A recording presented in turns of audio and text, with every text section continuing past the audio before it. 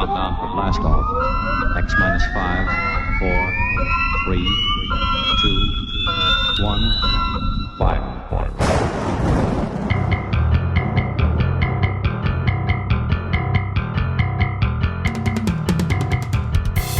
Welcome to Lord Blood-Rah's nerve-wracking theater.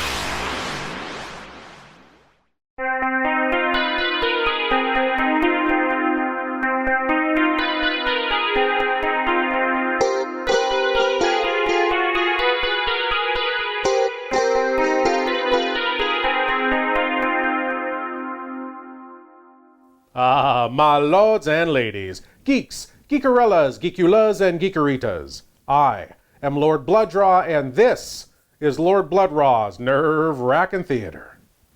And tonight, it's a more unusual than usual Nerve-Wrackin' Theater. Because tonight, we're going to turn our attention from the silver screen to the small screen. We're going to have a look at the kind of terror that invaded homes of a bygone age, brought horror into living rooms from coast to coast, and chilled the blood of families all across the country. Tonight, it's Tremulous TV. I have 3 episodes from early TV shows for you.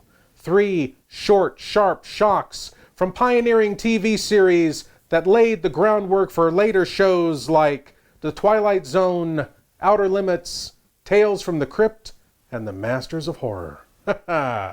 First up, we have a different take on the Dr. Jekyll and Mr. Hyde story, as a scientist's wife experiences an extreme makeover from the inside out. From the TV series Tales of Tomorrow comes the story The Evil Within.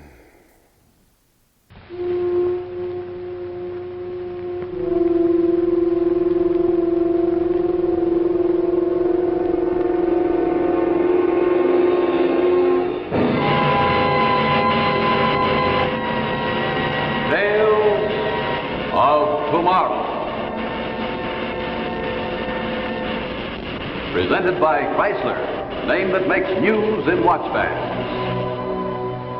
How would you explain a sudden, overpowering, unnatural urge to destroy everything you love? Learn the answer tonight when Tales of Tomorrow presents The Evil Within, starring Margaret Phillips. And now Chrysler presents The Evil Within, starring Margaret Phillips.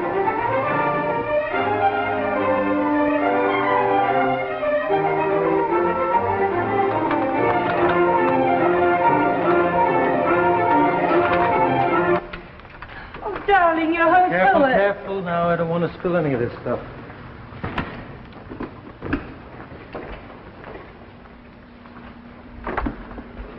But you never guess what I got in the box.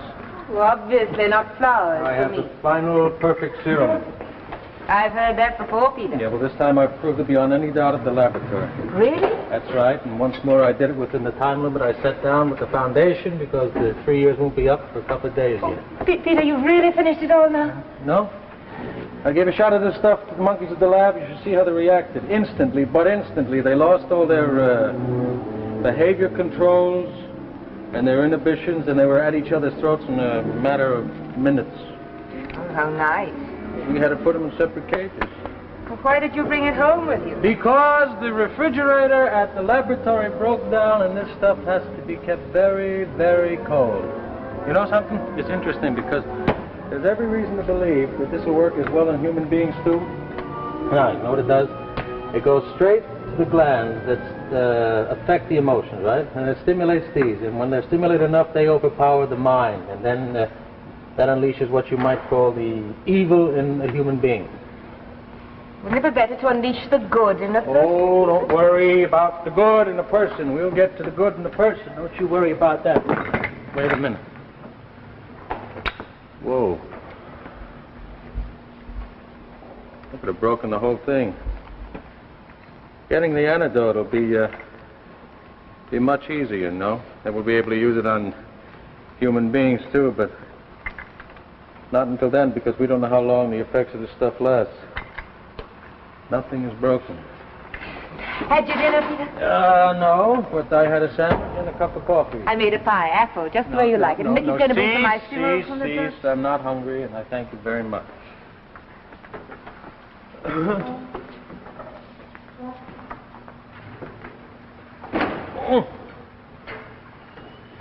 Peter, Yep. let's go to a movie. You're home early for the first time in months, and it's such fun I to go have to a some movie. work to do.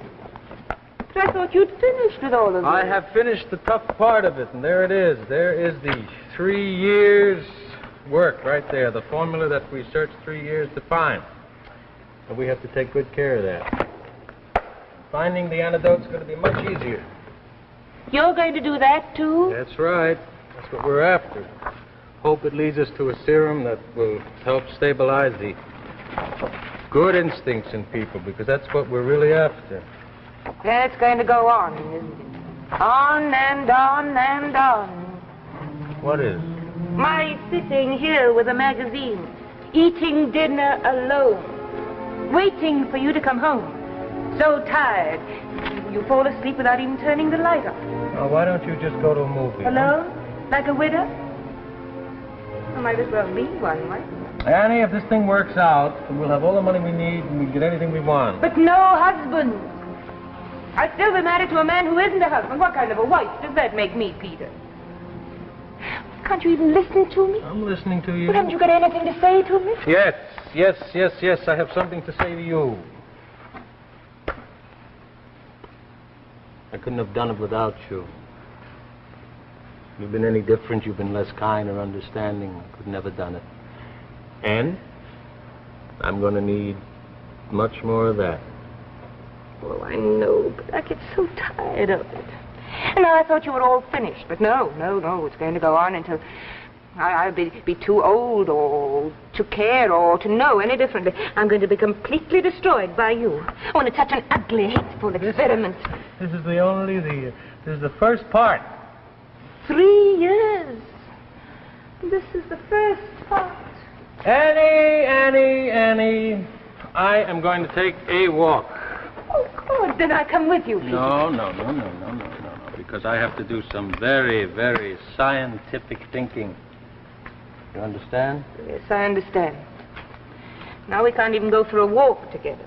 Well, what time will you be back, or shouldn't I bother to wait up? Well, as a matter of fact, I have to stop by at the lab and take a look at the monkeys. But you just came from the monkeys. I had to come from the monkeys with the serum so I could put it in the refrigerator. Oh, lucky for me, or I probably wouldn't even see you at all. Now, listen to me. Ralph's at home. He's working. And he's got some information for me. And he's going to call you, and you be very careful how you take it down. All right. All right. Oh, forgot your briefcase. Yeah. You see?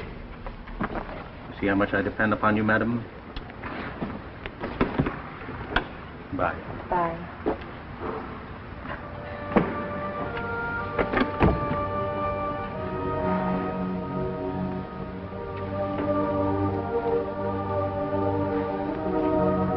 Peter?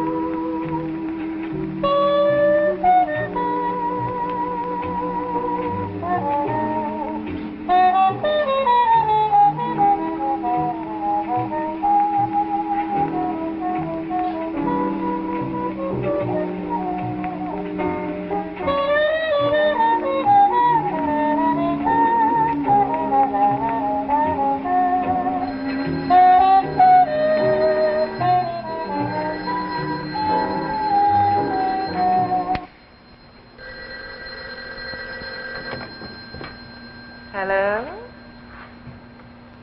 Yes, Ralph. Of course, this is Mrs. Grant. Well, I can't help it if I sound differently, can I? What do you want, Ralph? Oh, of course, Peter's pleased about the experiment. Why shouldn't he be? What difference does it make what I think, Ralph? You've got a message for me? Give it to me.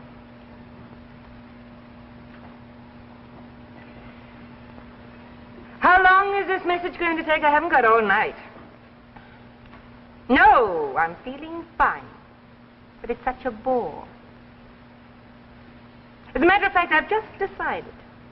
If this message is so terribly important to Peter, he can take it himself.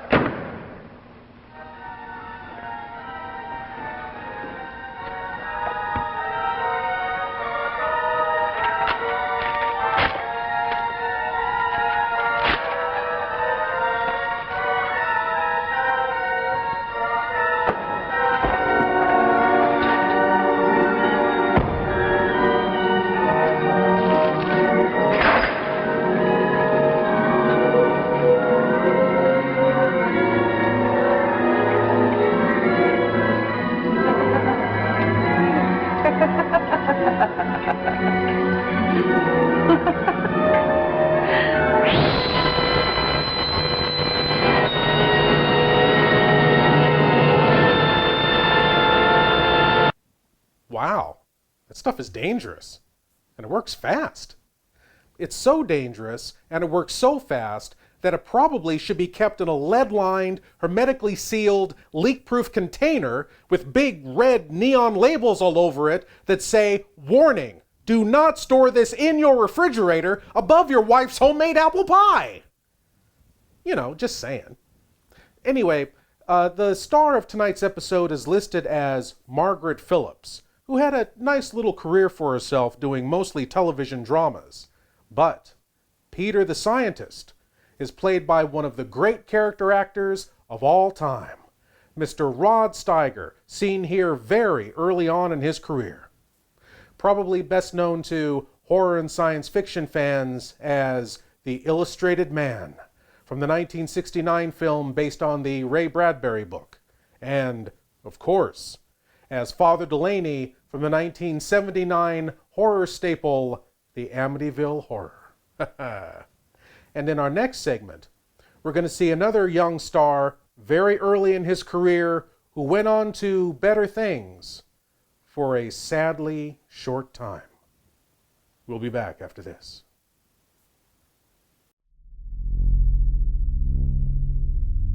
Do you love horror, science fiction, B-movies, horror hosts, old-time radio, just plain spooky stuff? Then you should sign up at patreon.com/Lord Blood-Rah. You'll be supporting the production of Lord Blood-Rah's Wrackin Theater, presenting the best, worst, and wildest horror films ever made. Lord Blood-Rah's Wrackin Auditorium, featuring the best of old-time radio horror. Captain Paxar's Star Cadet Hour, showing classic 1950s sci-fi shows for Star Cadets of all ages. Plus, you'll get exclusive access to bonus content like Behind the Curtains of the Wrackin Auditorium, a deep dive into radio horror, Lord Blood-Rah's B-movie reviews, a look at a classic low-budget drive-in feature, and much more. Sign up today at patreon.com/Lord Blood-Rah for the love of horror.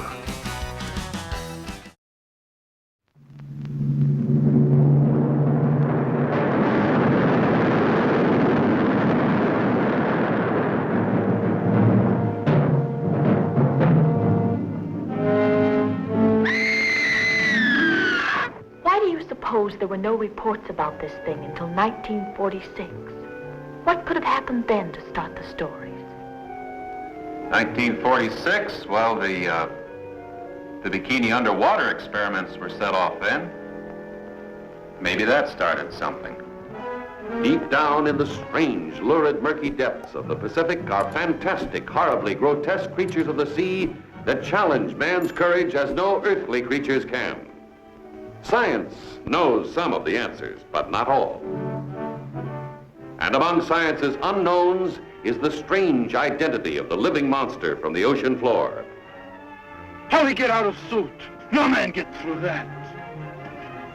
And what happened to him? Here is the first undersea battle ever photographed between a giant killer shark and a woman, as she searches for a monster even more deadly. Could absorb a man. Or a woman. Bonnie, cast off on the double.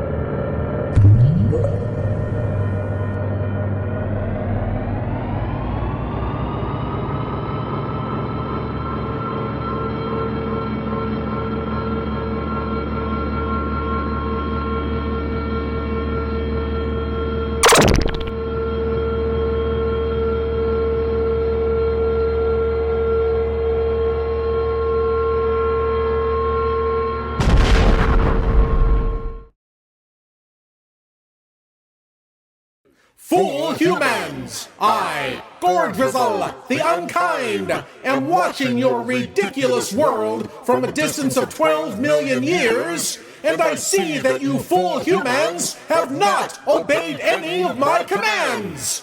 None of you have even begun evolving tentacles and mucus sacs, all the better to grovel before me with, nor has any progress been made on draining crippled Deer Lake in Itasca County, Minnesota, and filling it with low-fat, guava-flavored Greek yogurt! How foolish of you, foolish, fool humans! To demonstrate my profound displeasure at your disobedience, I will now exercise my omnipotent power and smote your feeble world with an anomaly!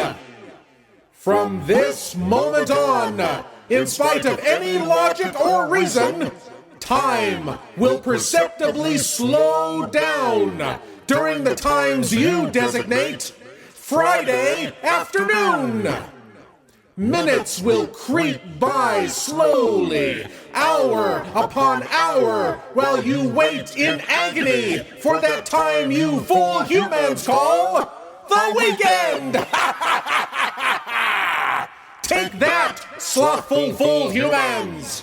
And quake in fear, fool humans! Quake in fear!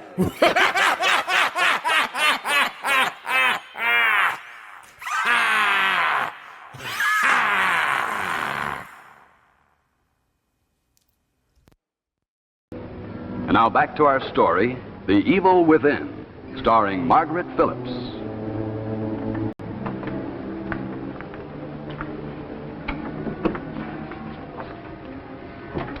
Breakfast? No. I'll get a bite on my way to the lab. Okay. What time did you get home last night? 2 o'clock. You know what I'm going to do? I'm going to go down to the lab and I'm going to call the foundation. And I'm going to show them my findings. I'm going to ask for an extension of contract.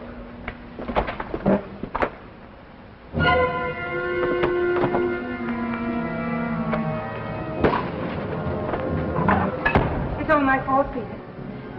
I was getting something out of the refrigerator and I knocked the rack over and it spilled all over the place. I had to throw it away.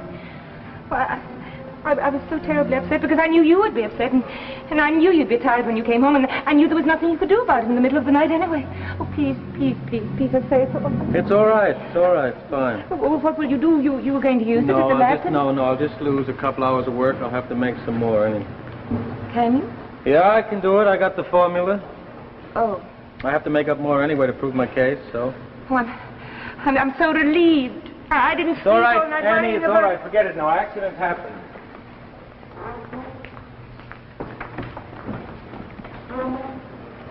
Did you see the notebook with the formula in it? Well, don't you remember? Look, I brought it home here. Oh, my, you are getting absent-minded, Professor Grant. Don't you remember taking it back to the lab with you last night? Did I? Well, I handed you your briefcase right at the door. You must have left it at the lab. Maybe. Listen, did Ralph call and leave the message? Message? Message, that's right. Ralph was going to call and was going to leave a message with you. He didn't call. All right. I gotta go to the lab. Peter, Yes, ma'am. call me. Let me know what happened. I'll call you. I'll let you know. Bye-bye.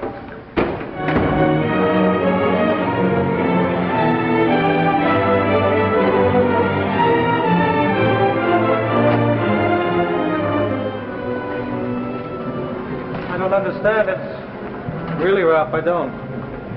It must be here. It must be. Are you sure? Andy said I brought it here. I don't know. Maybe I am getting absent-minded. Could have lost it on the way. No, I didn't. I didn't, because I came straight here, and from here I went straight home. Well, it's not around here, I'm sure of that. We got notes in the process? Yeah. Not very complete. I know, but we have notes, huh? Some. I have none at all for the last All right, few we'll weeks. have to do. Maybe we can reconstruct the formula from these now. We better get going. This won't precipitate properly at all. No, that isn't it.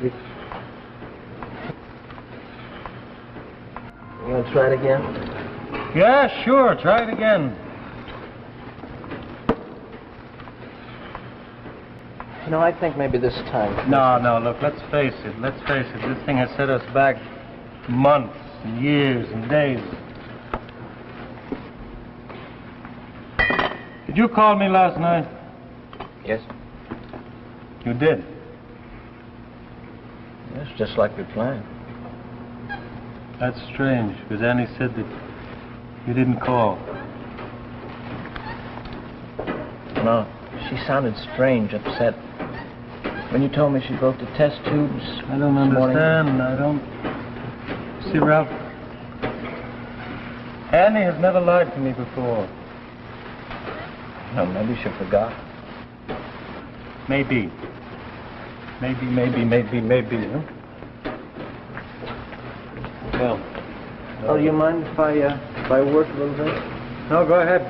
Look, I'm going to go home, and if anything happens, you call me, huh?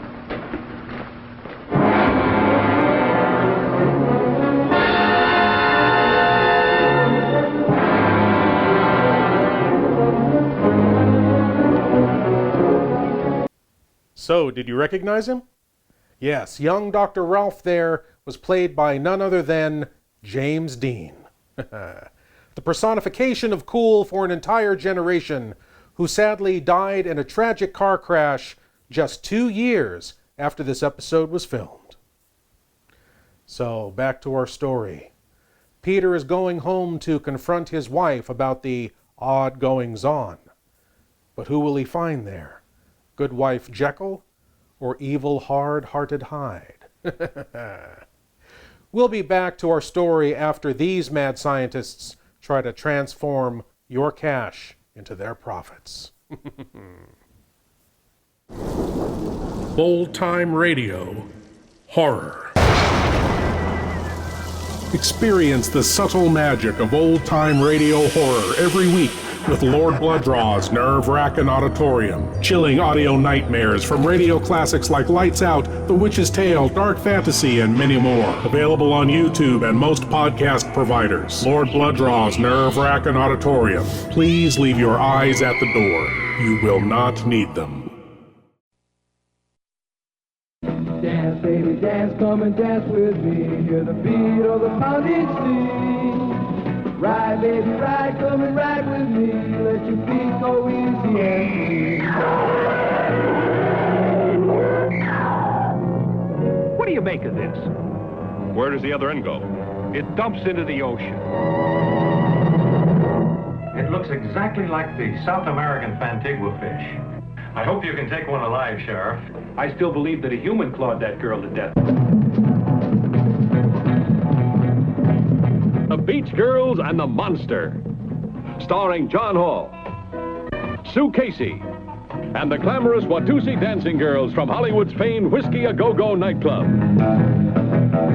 Music by Frank Sinatra Jr. You got a monster in the surf. Chicks, do you have a problem? You won't have after you meet the monster on the beach. If you see this ghoul, play it cool. Beauties in bikinis, laughing, singing, surfing, sinning. Beach party lovers making hey hey in the moonlight while the monster waits and watches. Yeah. This one will kill you.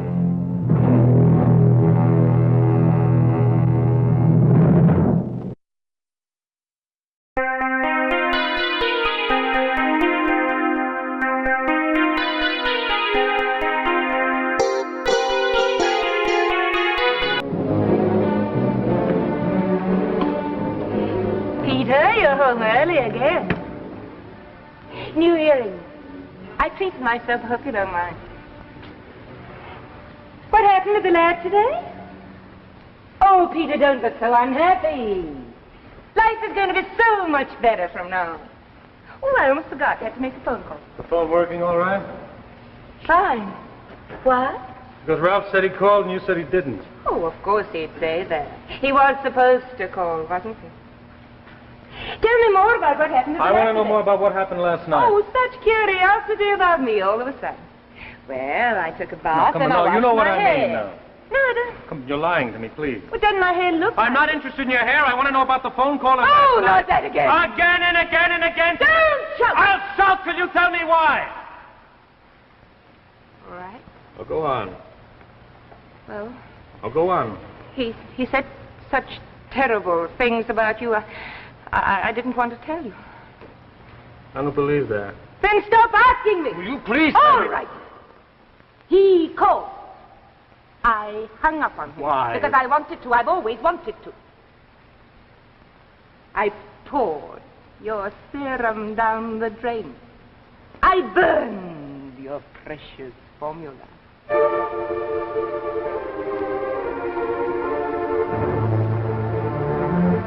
I've destroyed everything you cared about, haven't you? You destroyed me.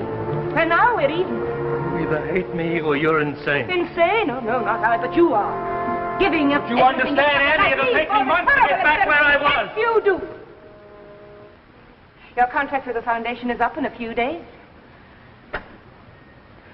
Annie, this whole thing is my life. It was. Not anymore. What do you think the foundation will say? Are you going to tell them that your wife threw away the serum and burned the formula, that you had to start all over again? They laugh at you, Peter. Or will you tell them that it was all a mistake yesterday and that you need more time and more money? That's your choice. That or resign from the foundation. Well, I've left you no other course, have I? Face it, Peter. You've lost. You'll have to make a clean break. I will not resign. You take me for No, please, don't come close. I warn you, because I'm not responsible now. I had it last night, Annie. It was right there. Sitting over a pie. Have a seat, Peter.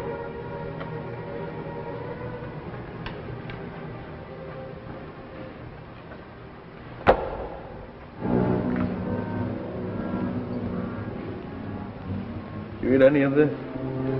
Last night after you left. Is that a crime? No.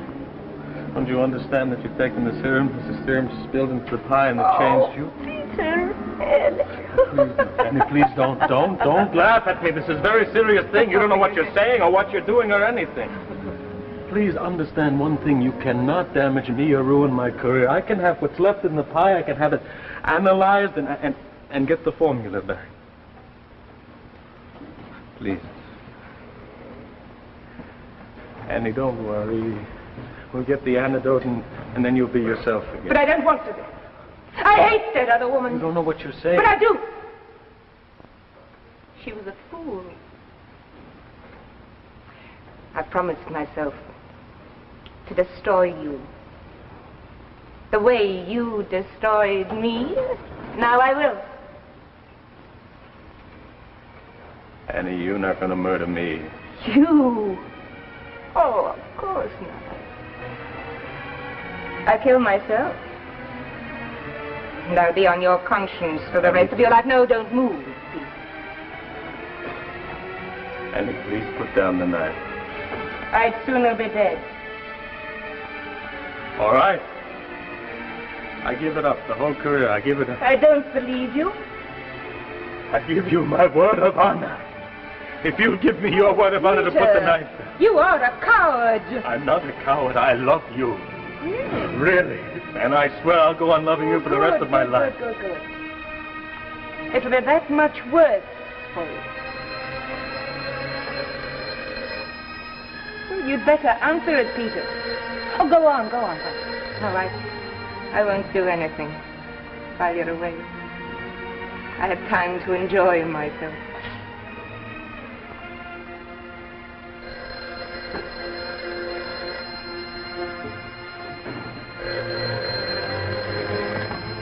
Hello. It's Ralph. Sorry to disturb the That's all right. The first serum, the one that took? Yes. It's worn off. Suddenly, as quickly as it started. You ought to see them. Peaceful and normal. You sure? Absolutely sure. It lasts, exactly 25 and 1/2 hours.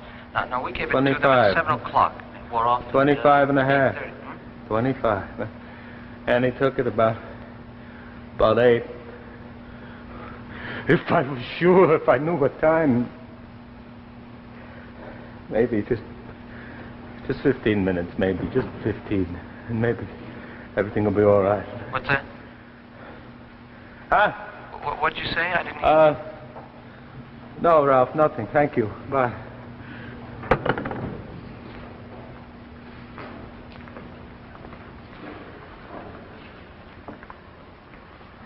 That was Ralph. He was on the phone. What'd he say? He'd say I was more or less talking to myself. As usual, everything to yourself. Annie, I want you to do me a favor. I want you to give me about 15 minutes to say all the things that I failed to say in 3 years. Just about a quarter of an hour. I won't change my mind. Please. Just a quarter of an hour. All right. It'll be interesting to hear what you have to say. Go ahead. Tell me all these things I've been wanting to hear. You've got 15 minutes.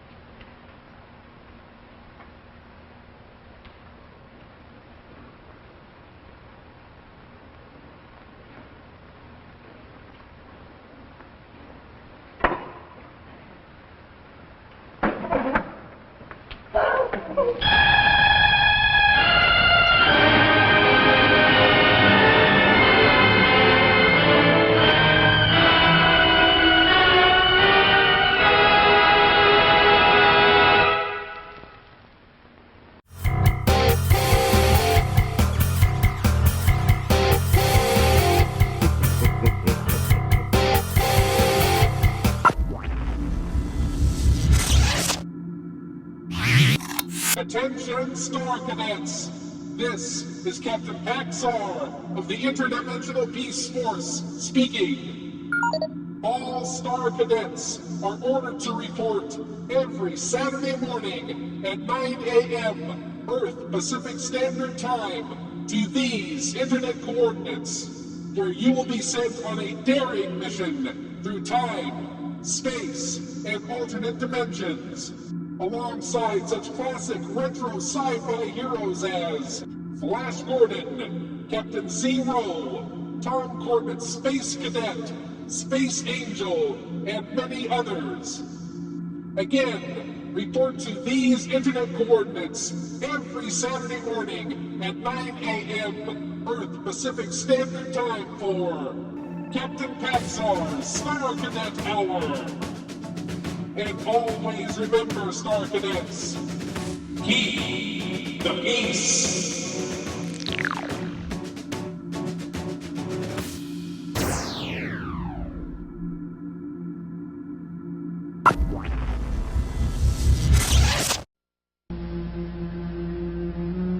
That it could happen in America.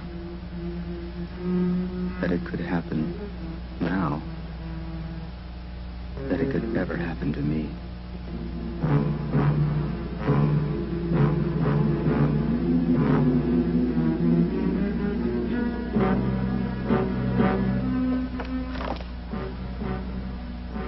Another murder tonight. At Watergate. My apartment.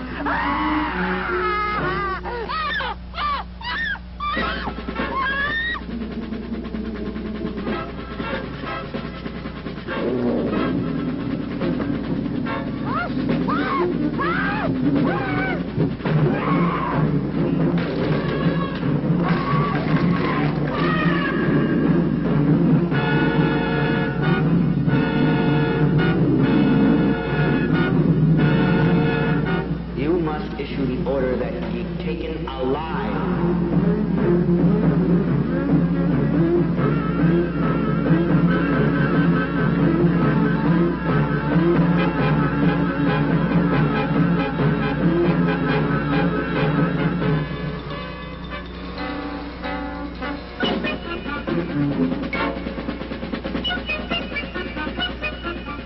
The moon hasn't risen yet. Put a guard on me.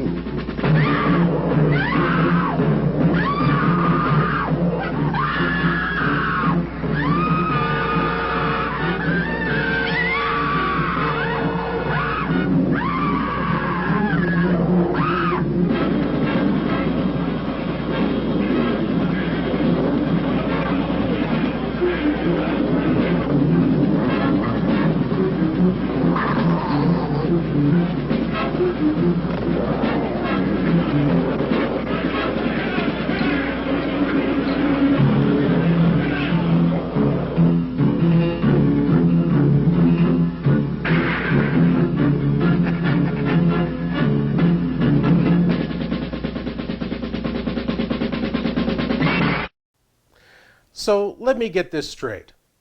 Peter fails to follow common sense safety practices by putting unsealed vials of a dangerous serum in his refrigerator, thus accidentally dosing his wife with the Mr. Hyde drug, and the day is saved when the serum turns out to be a dud anyway and wears off after a few hours. I'd say that's a pretty epic fail all the way around, wouldn't you? Well, anyway, on to our next tale, which comes to us from a TV series called One Step Beyond. This series purported to be based on real-life events of the weird and supernatural. Is it? Well, you be the judge, as we look at a man devoured by guilt and assaulted by ghostly voices. Here is Anniversary of a Murder.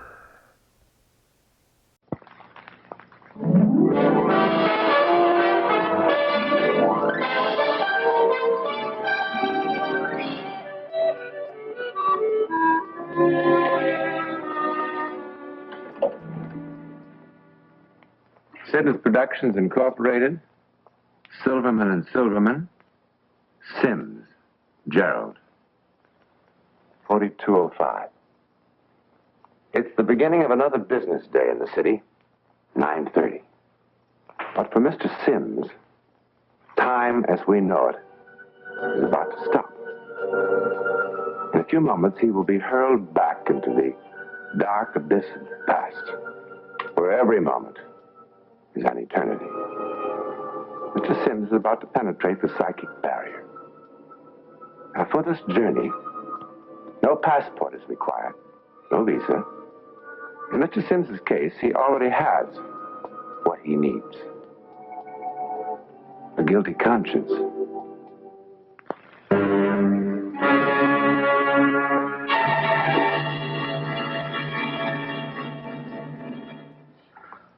Paragraph. It is anticipated that we can make delivery at the Port of Marseille on the 1st of July, provided we hear from you by the 20th of this month. The merchandise will be shipped in bond. Yes? I'm sorry, Mr. Sims, but Mr. Dickinson called again asking to see that letter. He says it must go out right away. You can tell Mr. Dickinson? No, don't tell him that. It's almost done. I'll listen to it, and then you can have it. I trust this answers all of your questions, and the business can be consummated with all possible dispatch. Very sincerely yours.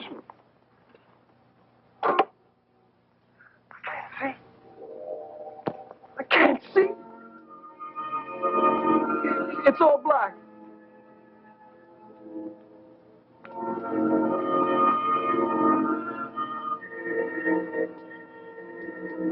I can't see. It's all black.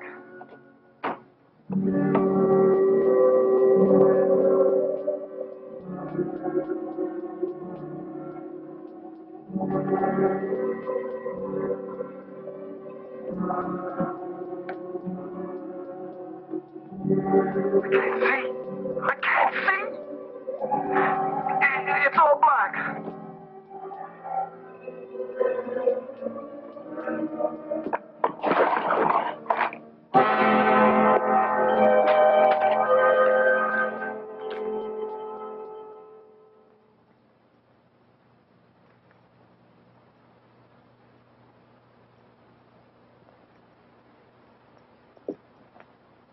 Miss Wells?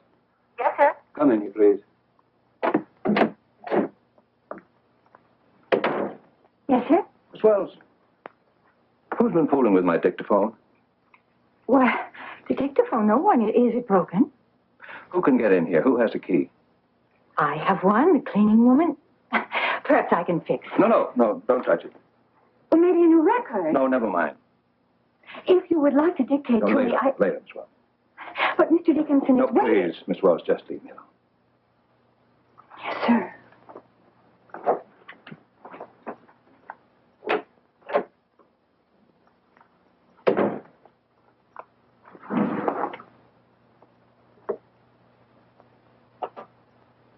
I can't see. I can't see. It's all black. I want to go home. Take me home. Please, please. I can't see. Anything wrong, Fran? No, I guess I'm just not very good at living like this. You know, everywhere I go, I imagine that someone's following me. That's silly. Even when perfect strangers look at me, I think they must know all about it. Jerry, I hate this guilty feeling. Guilty of what? Dancing together a few times, having dinner? It's a pity we don't have something more to feel guilty about. Anything happened today, particularly? Did you hear from Douglas? I had a letter from him. It's hot in Guatemala. The dam is 2 weeks behind schedule. And he won't be back home until July. That's more like it.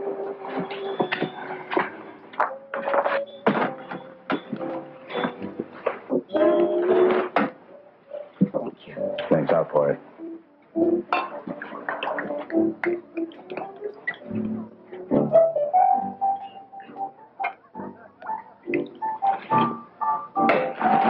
Now, to us, tonight.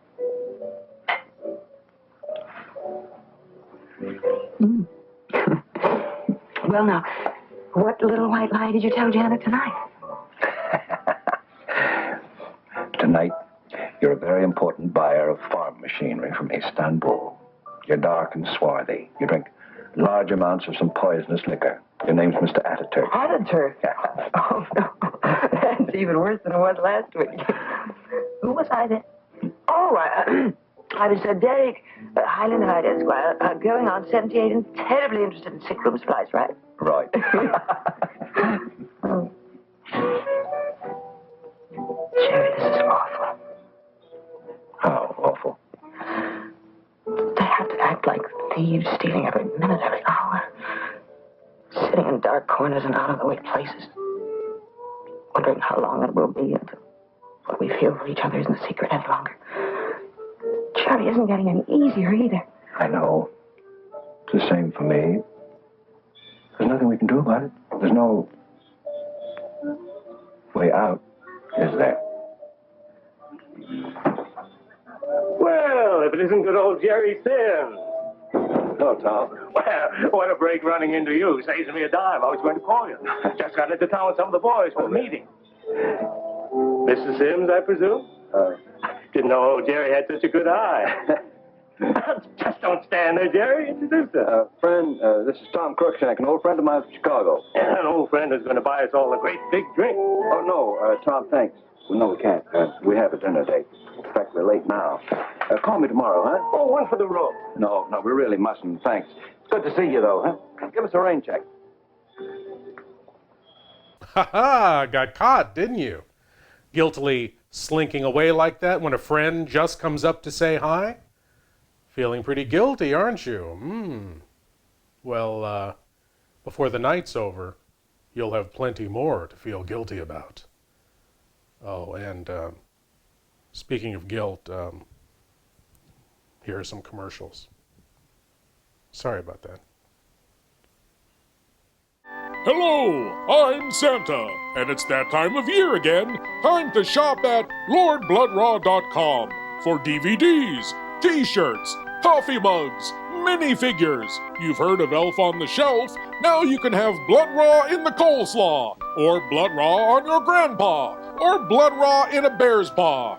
Oh, I've been working too hard. Anywho, go to LordBlood-Rah.com and click Emporium and buy something, will ya? Have a geeky Christmas!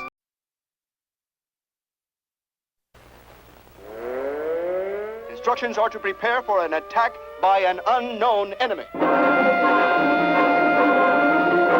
That's what he meant.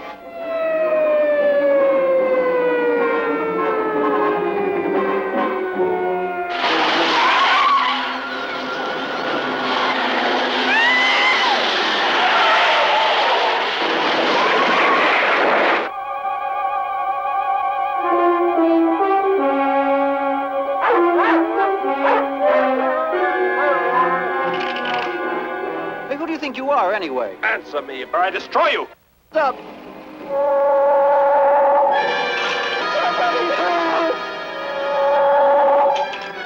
There's something behind this, something we don't understand. The weapon he uses, it's unheard of. Blasting flesh right off the bones.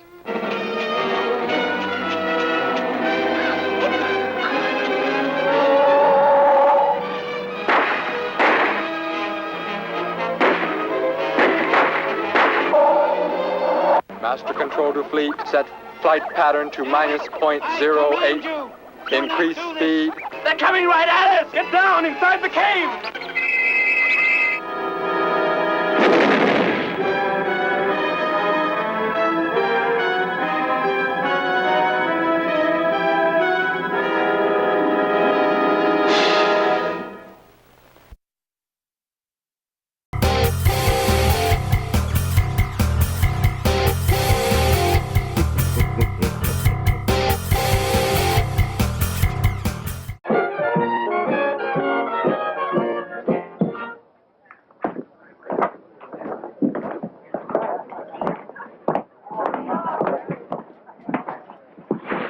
Madame, what can I say? I could have danced all night. The pleasure was entirely mine, Mr. Twinklefoot. You know, I'm going to have about 17 more of these. What a hangover you'll have tomorrow. There isn't going to be any. Yeah, you want to bet? I mean, there isn't going to be any tomorrow. Not for us. What brought all that on? Too much brandy? Because that man I hardly know saw us over there? Tell me. I don't know, Jerry. Maybe all that. Maybe a lot more. I don't know.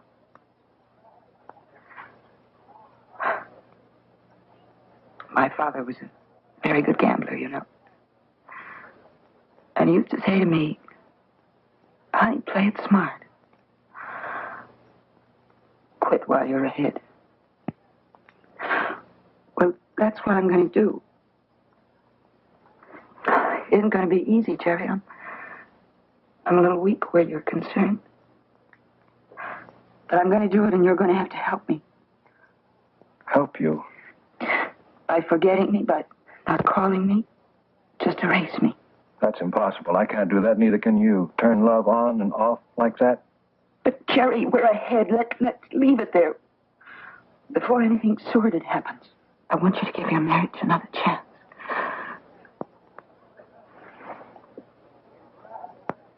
And you? I'm going to try. I'm going to try the very best I can. If it doesn't work. Who knows? Well, I know one thing. I love you. And no one's going to take you away. Ever. Well, shall we drink and be merry?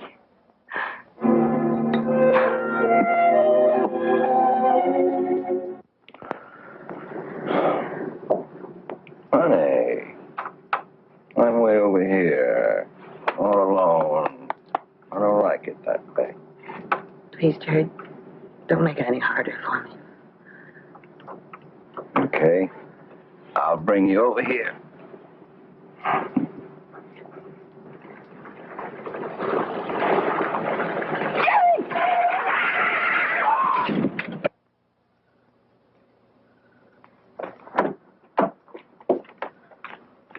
Oh, Fran.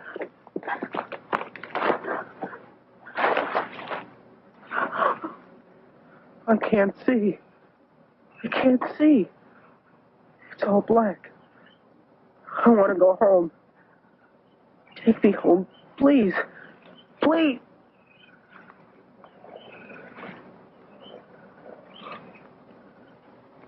Oh, my God. Oh. Jerry, what are we going to do? Jerry, do something. Police, let's get the police. No, wait. Look, Jerry, he's dead. There isn't anything that anybody can do for him. No. Well, why must we ruin our lives? Jerry, my little girl's life. I'll get you home first. You mustn't be mixed up in this, then I'll go for the police. I'll do anything you want now and always. Come on, let's get out of here.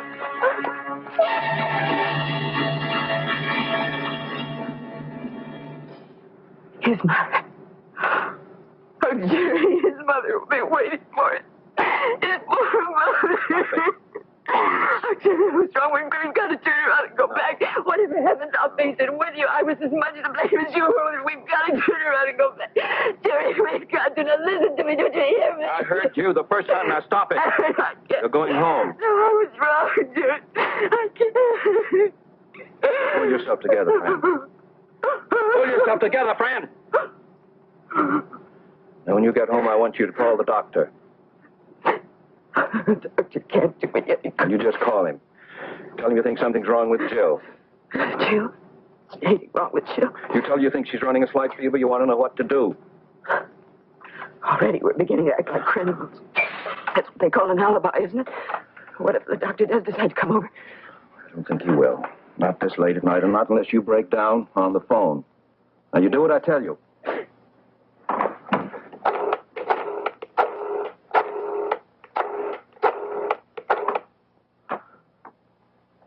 Hello, Janet. Jerry. Did I wake you? Oh. No, I'm all right. I'm at the office. I'm waiting for a call from London. Yeah, the time difference messes everything up. Well, I got rid of him an hour ago. Got the order, too. Oh, Janet, there's the call on the other line. Would you call me back in 5 minutes, say? No, you call me. Right.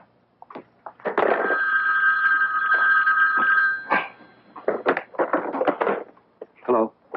Hello, Janet. Janet, do you remember that coat you wanted? I'm afraid it was the mink one. You can have it. No, I'm cold sober. You can buy it tomorrow. That phone call was worth waiting for. I got the order. Mm-hmm. I'm coming home now. Does that mean anything to you? Good. Me too. I'll see you.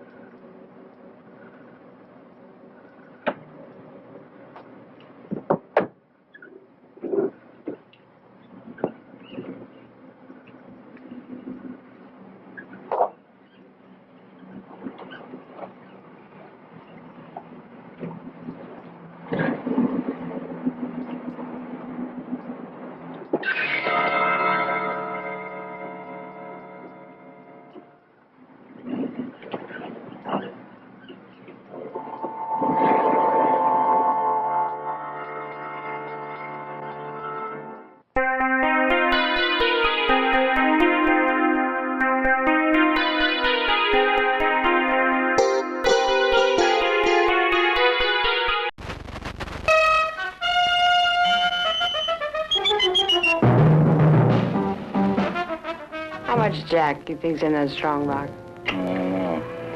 There's plenty of Cuban sugar, though. Here's what happened. The general beat his friend Castro to the Cuban treasury.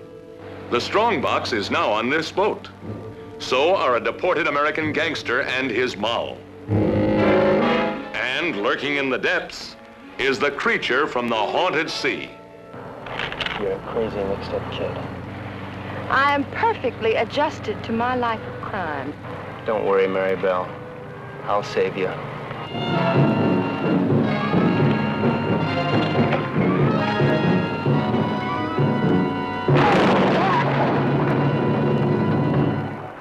It's all right. Be calm, everybody. The boat's insured.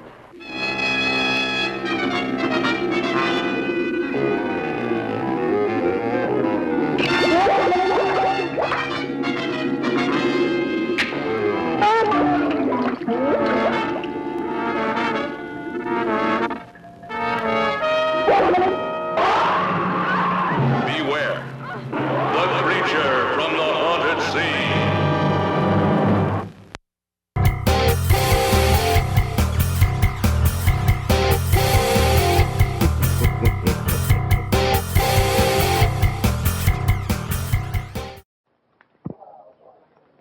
These are the faces of guilt, worn by those bewitched by the most implacable, the most terrible enemy of all, conscience.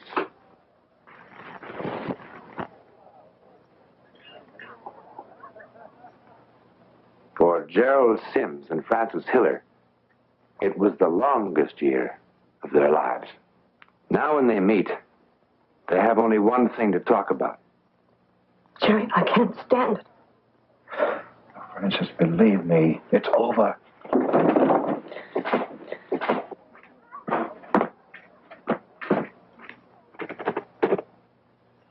It's over. So he thought. Gerald Sims was mighty sure that the year's silence about the death of the boy meant that everything was safely behind him. Over. So he thought.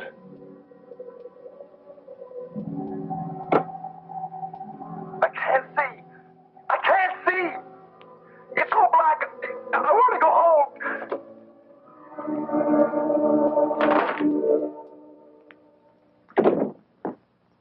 Jerry, what goes with you? Are you all right? Of course I'm all right. What's so tough about that letter? You've written stuff like that hundreds of times. Well, it's important. I want to get it right. Then the Thing went on the blink. Play the letter back. Maybe I can help. Well, come on, man. Turn it on. No. I want to do it all again. I'll bring it up till you're ready to go. You look sick. I'm going to give you an assist. No, it's no good. I want to do the whole thing over.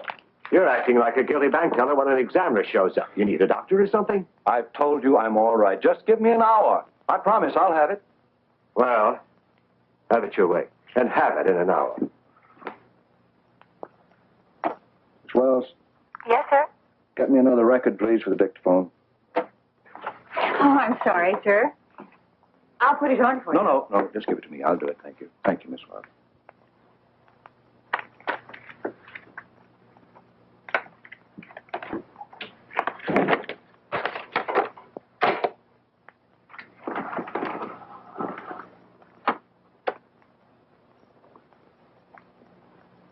Dear sir.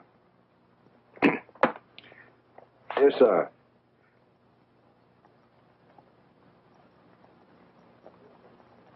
Dear sir. Dear sir. I can't see. I can't see. It's all black. I want to go home. Take me home. Please, please. I can't see.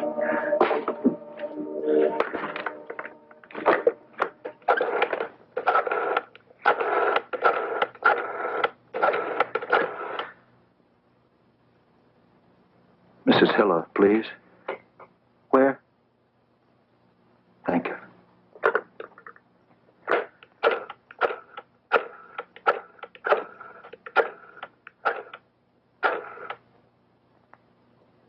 Mrs. Hiller, please.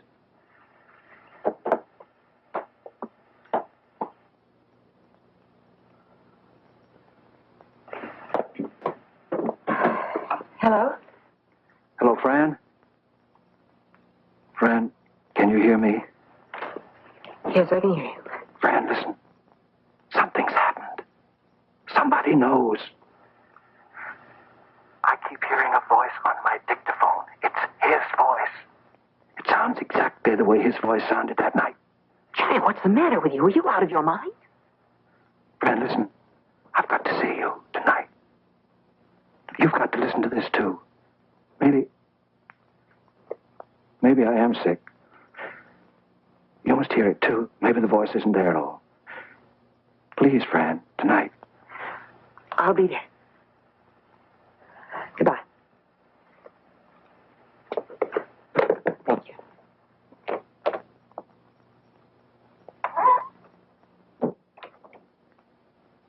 Jerry?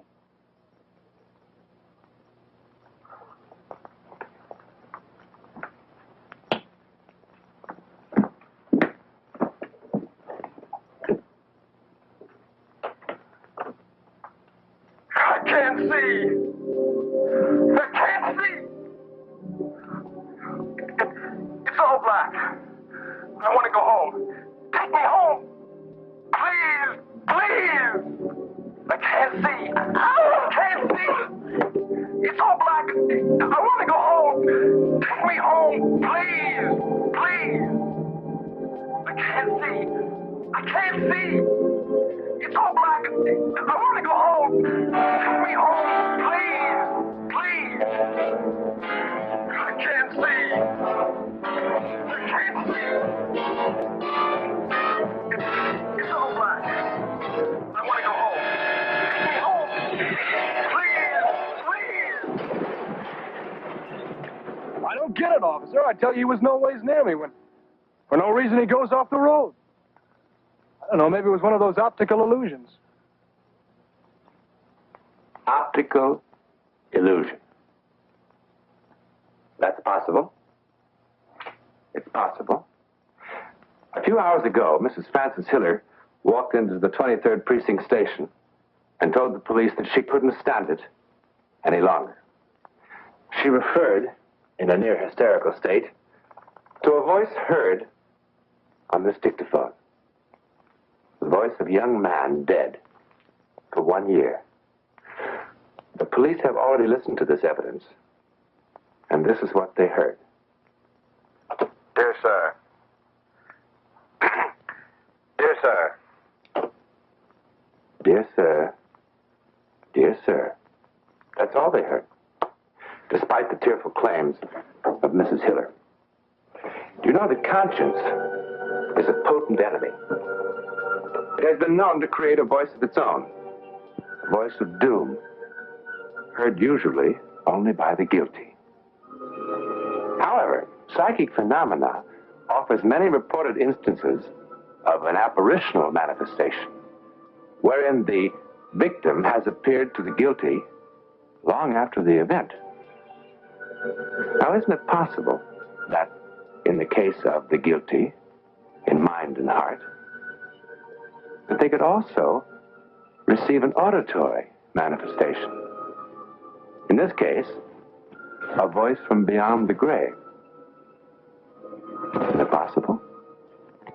In a moment, a word about next week. Coming on our Co-Presents in the weeks ahead is a particularly powerful collection of case histories from the world of the occult, which is just one step beyond our understanding, but is nevertheless somewhere out there. You won't want to miss a single one of these exciting episodes.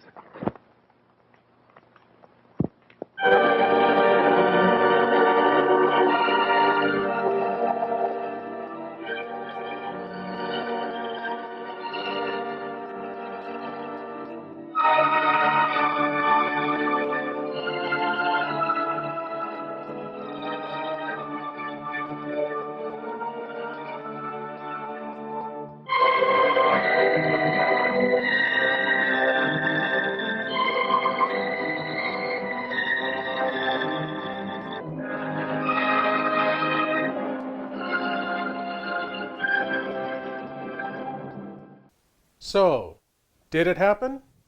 Did it not happen? Who cares? It makes a great story anyway, doesn't it? Coming up next, an episode of a TV show based on an old-time horror radio show that truly lives up to its name.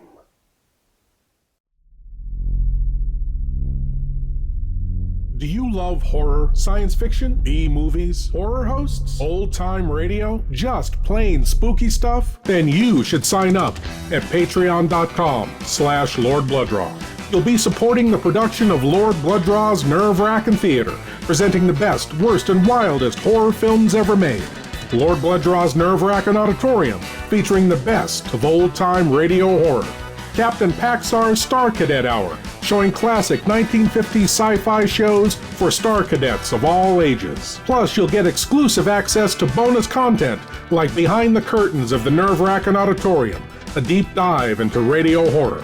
Lord Blood-Rah's B-movie reviews, a look at a classic low-budget drive-in feature, and much more. Sign up today at patreon.com/Lord Blood-Rah for the love of horror. Larry!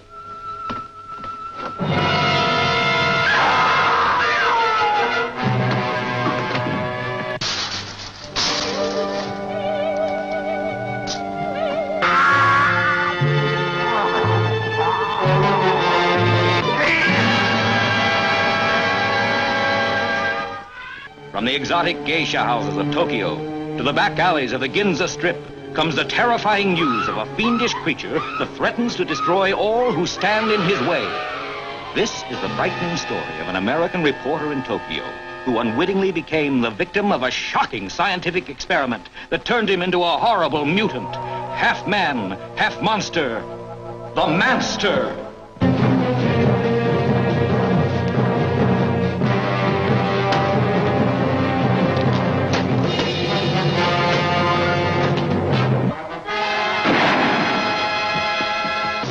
What happened? He got away. I think I know where he's going, to Taras. Follow me. Right. There's panic in the streets as the unheard-of terror of a half-man, half-monster runs wild through the city. There he goes! Don't miss The Manster, a genuine thriller in the most frightening sense of the word.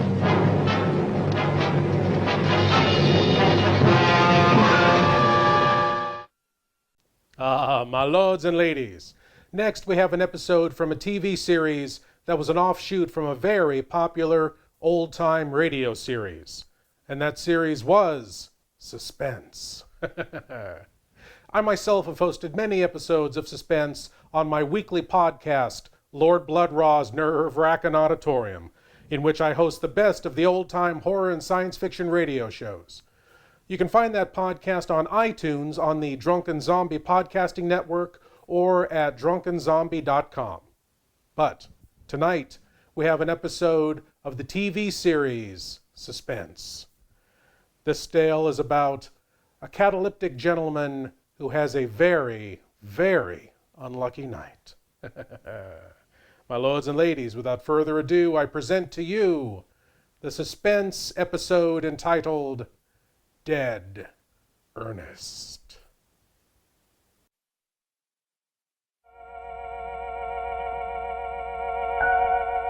And now, Suspense.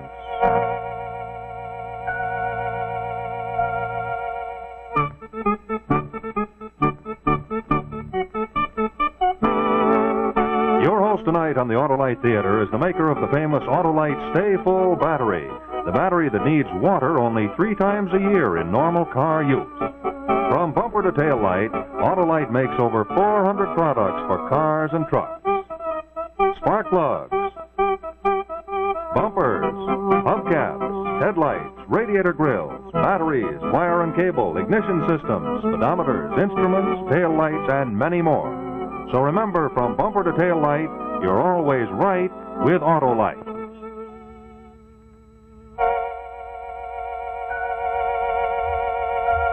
And now Autolite and its 60,000 dealers and service stations everywhere present Suspense.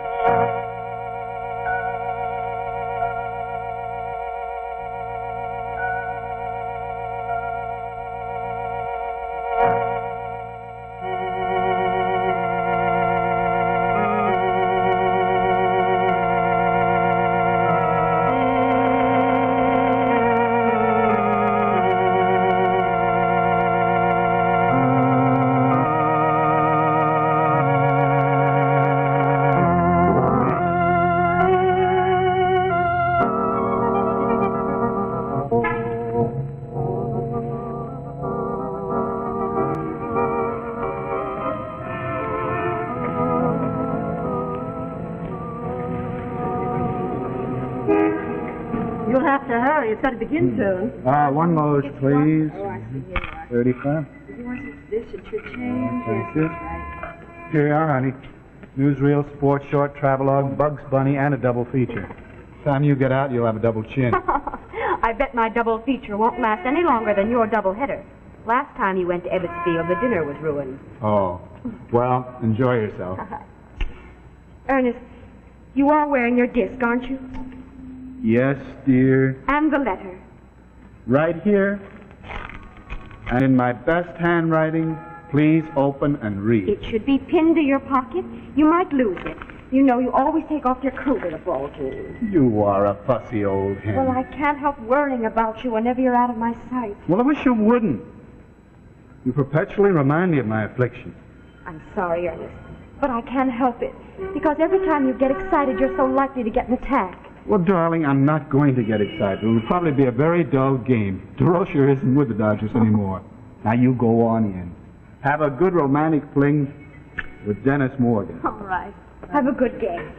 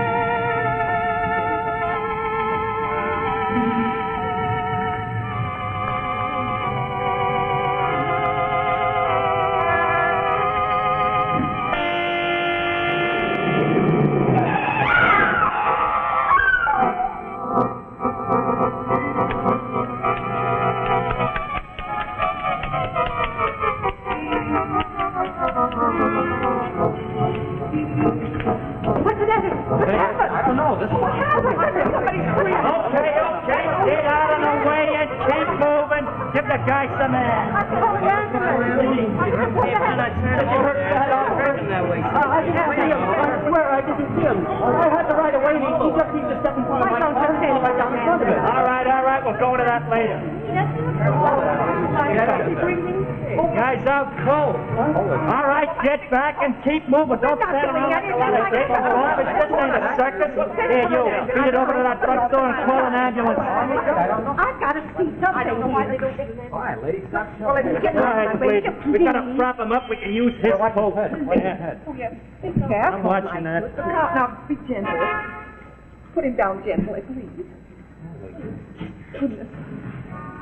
Oh, don't there. Now, he's hurt badly. He can't be hurt badly, officer. I hardly touched him at all. I just tapped him gently. Oh, yeah? Must have been very gentle because he ain't breathing. Yeah, he's got all this, too. Can always tell it's happened when they fall over like this. Well, what's happened? You don't mean that. Just what I do mean, pal. Your gentle little tap has knocked this guy right onto a slab in the morgue.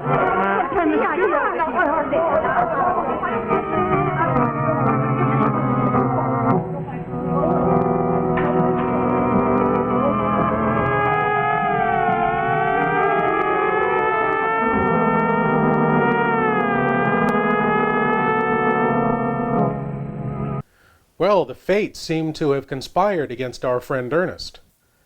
His jacket with the all-important letter warning of his condition rolled up as a pillow underneath his head.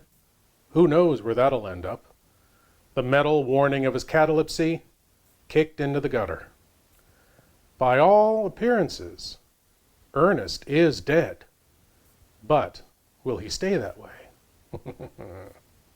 We'll be back after these messages try to kill your thinking processes and make a deep incision in your wallet.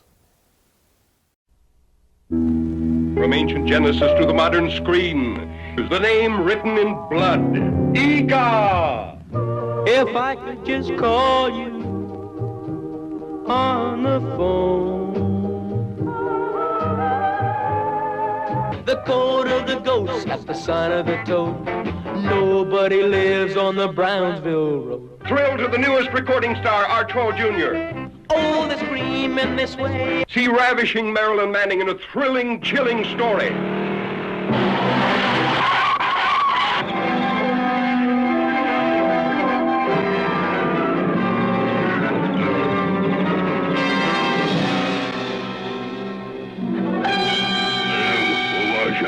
The last of the prehistoric giants sees his first girl. Noah. And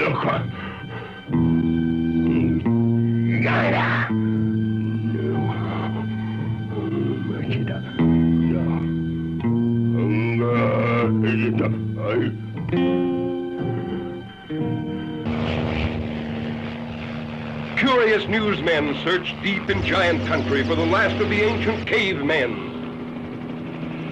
See a tough giant tamed by the soft hands of his captive woman. See him sacrifice his ageless beard for her love. Then lose her to a boy in a dune buggy, escaping a burning desert. Iga's primitive passion was love or kill.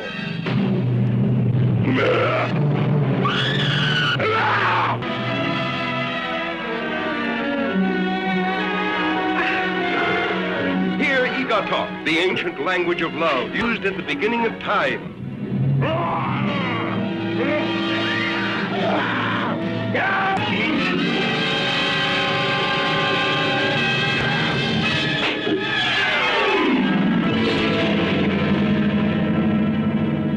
See Iga!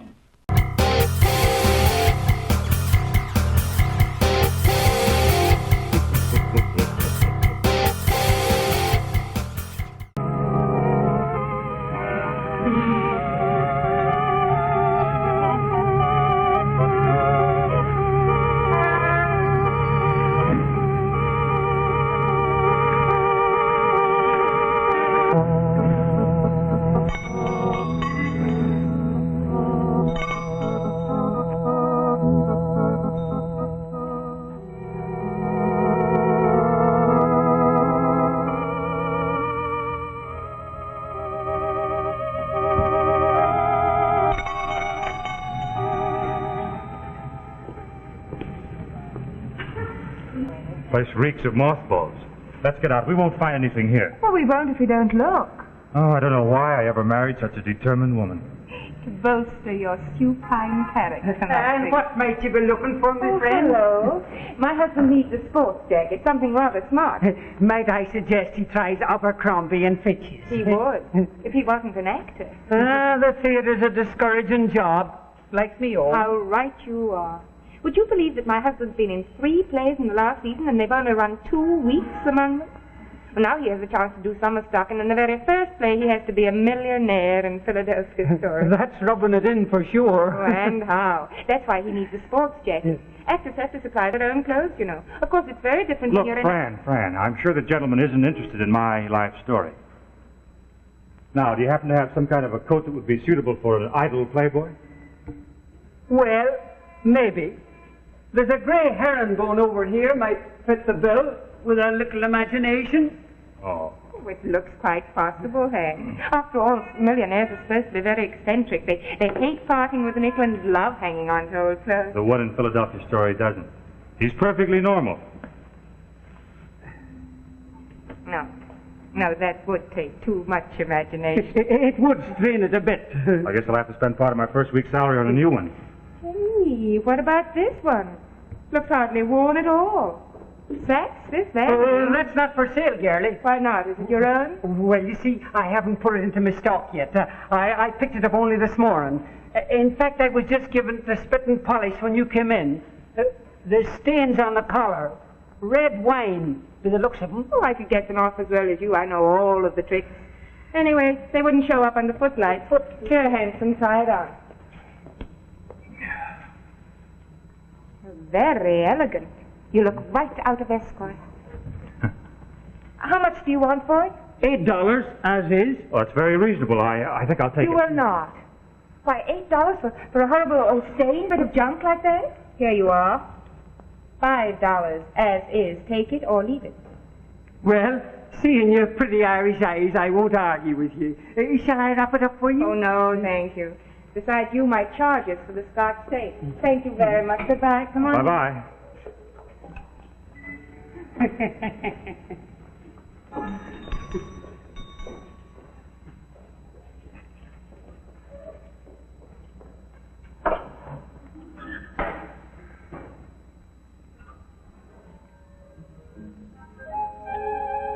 you know, honey, that was a real bargain. But I can't figure out why you let it go so cheaply. Why, it must have cost at least $75, Neve. Let him explain, darling. It was my pretty Irish eyes. Yeah, well, that was certainly a ham performance of a stingy housewife that you gave. Look, Fran, you know it upsets me. Why do you do it? Oh, you're too inhibited. You know, I don't think these are wine stains. They don't seem to be coming out at all. Wouldn't be at all surprised if there were blood stains. Maybe the old crook bumped off the owner. I wouldn't put anything past that character. Hey, wait a minute. There's something stuck in here. Must be a very important document for someone to pin it to their person. They obviously didn't want to lose it. Please open and read. Maybe we've come into money. I carry this wherever I go. It is to advise responsible parties that I am a cataleptic. My body must not be molested for a period of 72 hours, neither by autopsy nor by embalming. The maximum periods of my attack seldom exceed 4 hours. Please telephone my wife, Mrs. Margaret Bowers, at Gramercy 98989. If she is not at home, try Dr. Mackenzie, Plaza 36762. This is of vital importance. It may mean my life. Ernest Bowers. Well, what do you know? Oh, it's probably just a gag. Against whom? Darling, what is a cataleptic exactly? Oh, don't ask me. I went to a dramatic school, not John Hopkins. Well, let's look it up in the dictionary.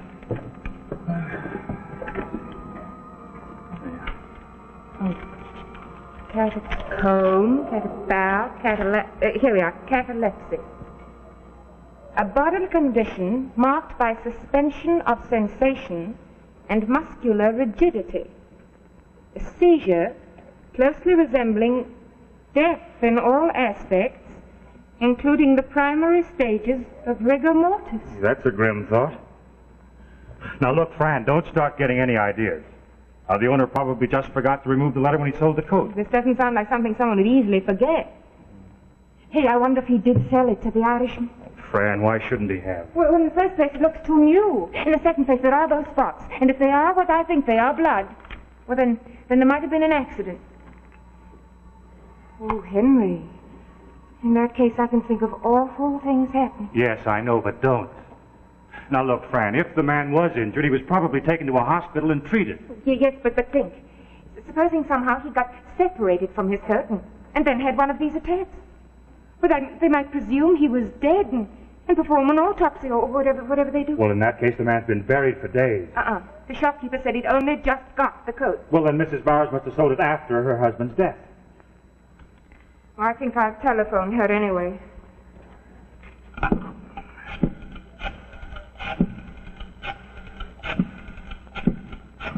I've got an awful premonition. You and your premonition. No answer. Well, go ahead. Call up the doctor. It'll put that dizzy mind of yours at rest. I was intending to. Hey, you know, friend, you ought to give up acting. Write mystery stories. You might be more successful. Oh, I could hardly be less. Hello, is Dr. Mackenzie there, please? Oh, is this his nurse? Oh, I see. Well, have you any idea when he will be back? Oh. Thank you. Thank you very much. He's away on vacation, motoring down south. That was just his answering service. Well, that's that. We've come to a dead end. Yes. But I can't help thinking that Ernest Bowers come to a dead end, too.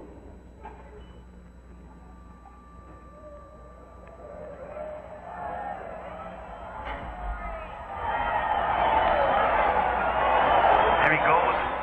There's the throw down. He's safe. Jackie Robinson safe. That's the fifth base he's stolen this season, folks. Oh, how that boy can run. Pleasure to watch him keep her around. Well, that brings up Roy Castell batting in role of free pick. Score is now 4-3 in favor of the Cards. Hey, Tony! Super sent another accident down for you. Came in from the hospital a few minutes ago. No identification. Holy cow. Why do so many people have to get knocked off on Saturday afternoons? Don't they know I'm the only one on duty? The general public likes to keep its city employees busy. Hey, you know, I'm going to ask for a raise. I've done 5 jobs today already. Think of the artistic pleasure you get. Remember what the super says.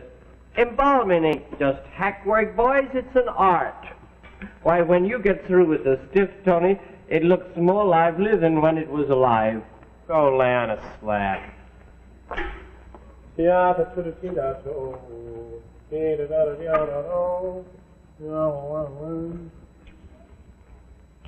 Nice looking young fellow.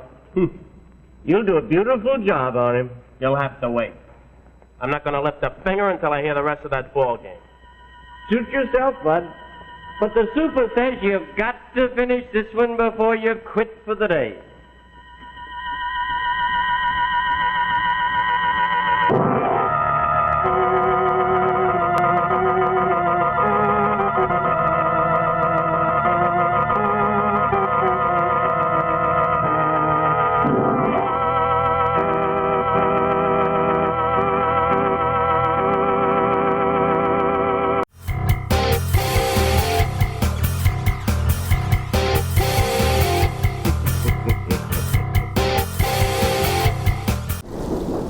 Old-time radio horror.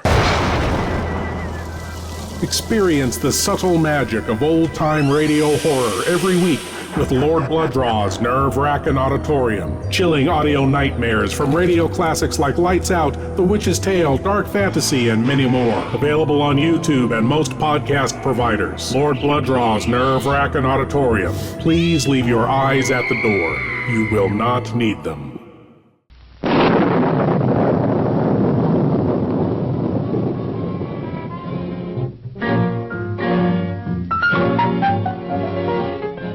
Attempting to solve the distance of a beautiful girl, The East Side Kids invade a haunted mansion and come face to face with sinister Bela Lugosi. The kids take the first round, but that's only the beginning of this terrifying night.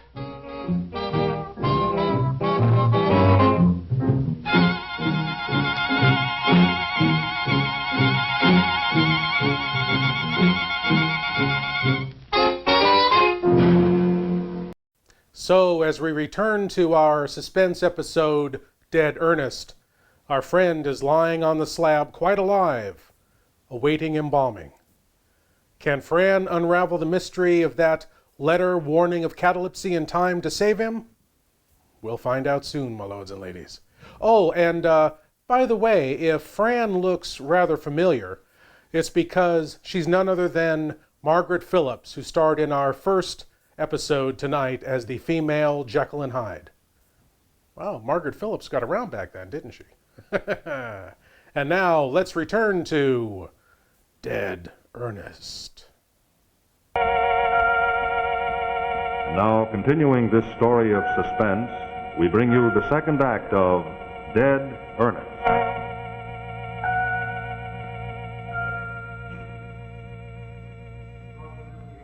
Class woman. Nor a first-class human being until you've learned to have some regard for human frailty. It's a pity your own foot can't slip a little some... Hey, honey, come out of the ether. You're dropping more peas on the rug than in the pot. Honey, I can't stand it a moment longer. I've got to find out where that man got this coat. But, honey, it's after 5 o'clock. The shop will be closed. Well, it may not be. I'm going over there anyway. You stay here and study your lines. Oh, no. Whither thou goest, I go. End of quote. Oh, good. Besides, I can show off my new coat. Come on, then, let's hurry.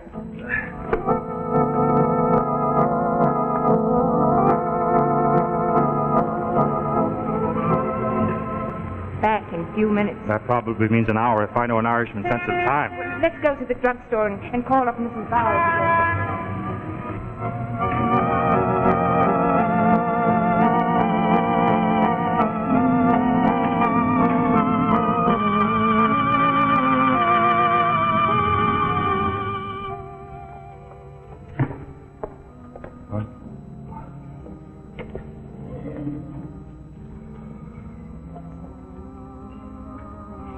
Though she's settled there for the weekend. Now, take it easy, Fran. Don't get so intense about everything. Well, I can't help it. I've got a single-track mind. There, I think she's finished now. Good.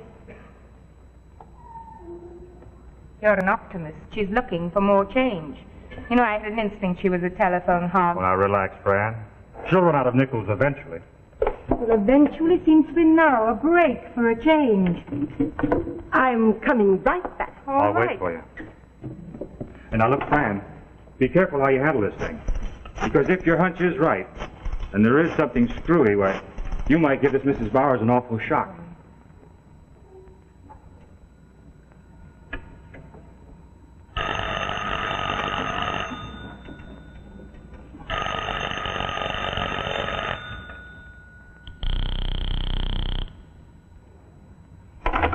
No luck. Let's go back to the shop and see if that man's back yet.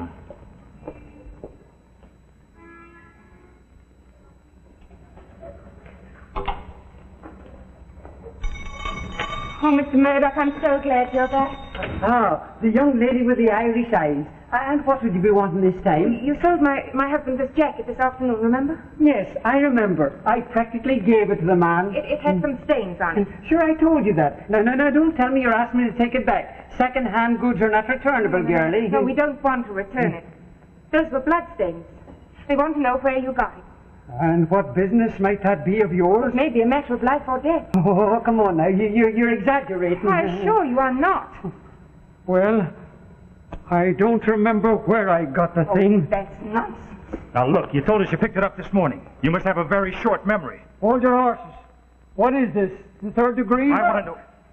We just want an answer to my question. Where did you get that coat?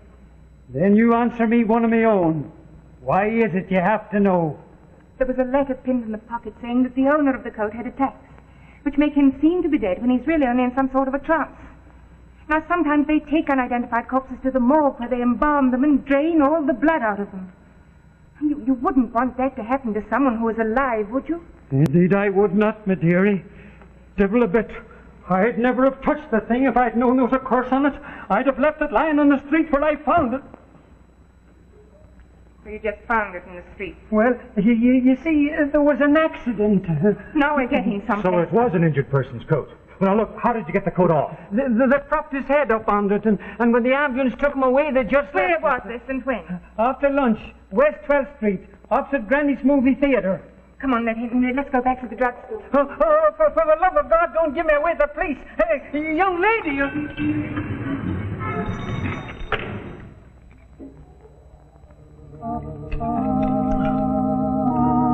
This is the devil of a business.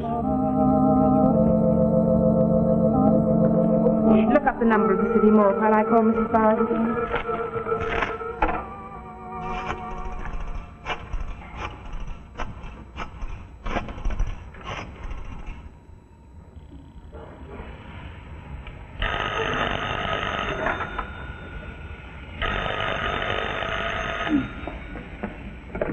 Hello? Hello? Hello? Oh, nuts. I might have saved my breath.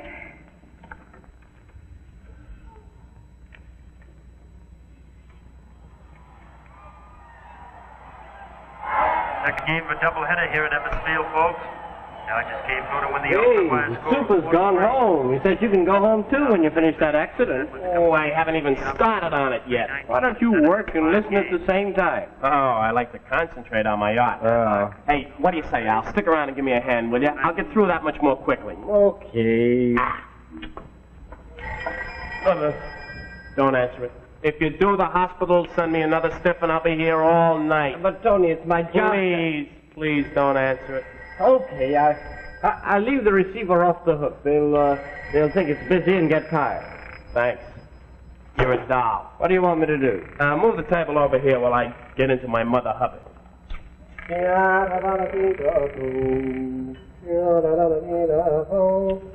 What did I do with that scalpel?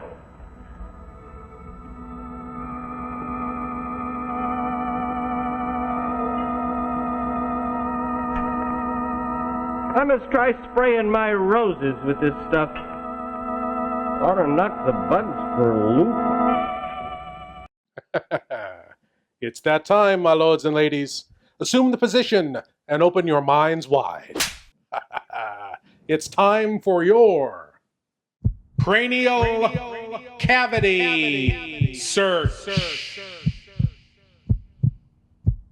Yes, my lords and ladies, the cranial cavity search. Here's a chance for you great geeks out there to prove your geek cred by showing what you know.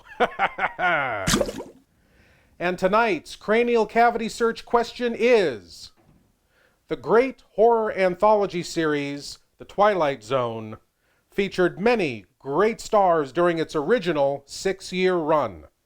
Which of these actors never appeared on an episode of The Twilight Zone? A. Leonard Nimoy. B. Robert Redford. C. Dennis Hopper. Or D. Vincent Price. Do you know, my lords and ladies? Mull that over a while these commercial messages try to muddle your mind. Hey, geeks! Want more Lord Blood-Rah? To help support the show and get exclusive content found nowhere else, sign up at patreon.com/Lord Blood-Rah.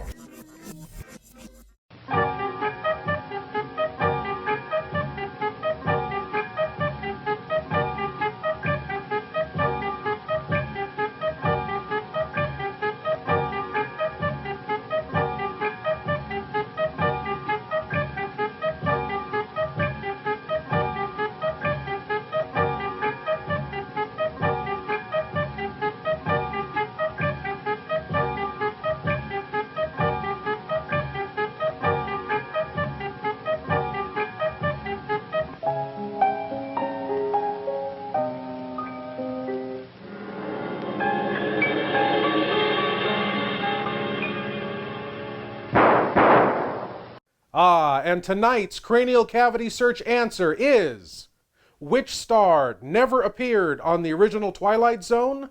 It was D, Mr. Vincent Price. Doesn't seem quite right, does it? But it's true. Vincent Price never appeared on an episode of the original Twilight Zone, but he appeared in a few episodes of Rod Serling's next TV series, The Night Gallery. And now, as time runs out for our friend Earnest, let's return to Dead Earnest to see how things turn out. Oh, I can't understand it. The line's continuously busy. Well, maybe the line's out of order. Call the operator. Hello, operator. Look, I've been trying to get the number of the city mall for about half an hour. There must be something wrong about it. We'll need that bottle. Huh? No. Oh. Yeah.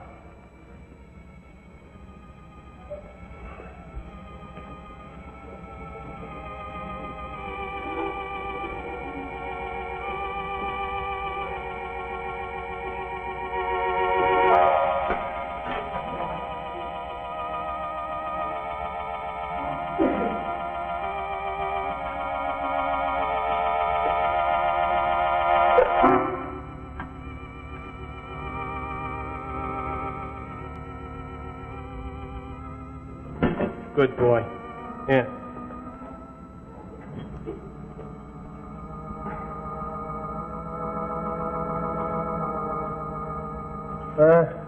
I think I'll make the incision in the neck. I thought you were supposed to stick this thing in the abdomen. Oh, I like to vary my work. Hand me a piece of gauze, will you? Oh, dear.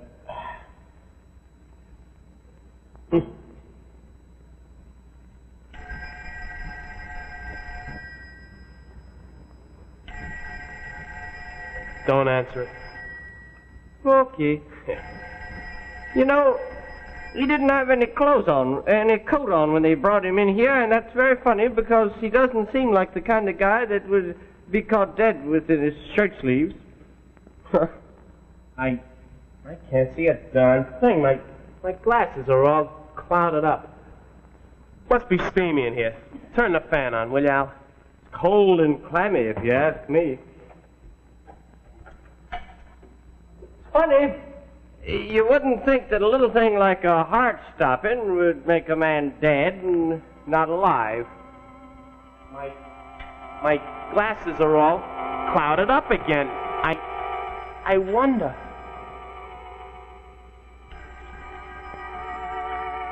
Hello, mortuary caretaker speaking. Yes? What? Say that again, lady. So there's some dame on the phone babbling about some guy with no coat that may not be dead. Hey, wait a minute. I was just getting the same idea. What's that? Come here, Al. Take a look at this guy. Am I crazy? Aren't his lips moving? Yeah. Please. Hello, please, hello. Why don't you answer me? You've got a live man there. Oh, my God. Get a hold of that dame that's on the phone. Tell her to come down here. Maybe she can identify him.